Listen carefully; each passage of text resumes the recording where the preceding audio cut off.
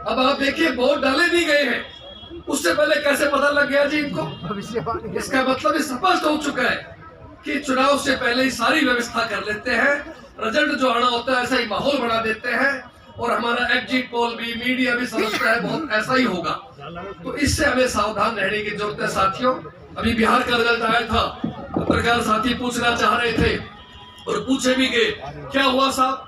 हम भी इनसे सवाल करना चाहते हैं कि SIR के अंदर जो 65 लाख नाम काटे गए जाति और धर्म के नाम के ऊपर, उनका रिकॉर्ड अभी तक चुनाव आयोग ने क्यों नहीं दे पाया? 21 लाख नए वोट जोड़ दिए, उनका रिकॉर्ड आज तक चुनाव आयोग क्यों नहीं दे पाया?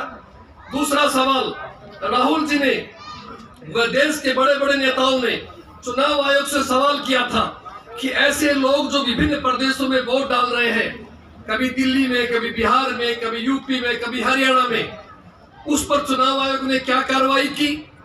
और तीसरा सवाल, बिहार में महिलाओं के खाते में 20 साल से आपकी सरकार थी, तो 20 दिन पहले क्यों याद आया 10-10 हजार रुपए डालने का?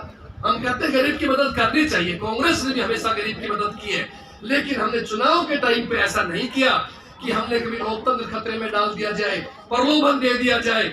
आपको मालूम होगा, पत्रकार साथी खड़े हैं सारे, 10-10 हजार रुपए उनके खाते में डाल दिए गए। 10 हजार डाले नहीं बल्कि बांटे गए। वेलफेयर स्कीम है तो पहले लागू करनी चाहिए कि आप चुनाव के टाइम पे क्यों लागू करती है?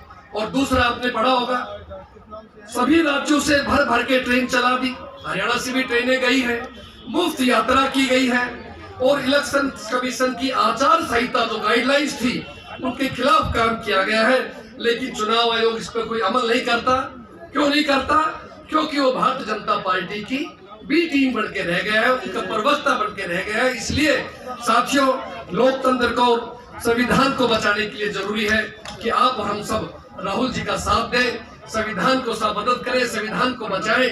इसलिए आज का प्रोग्राम हरियाणा प्रदेश कांग्रेस तरफ से रखा गया है।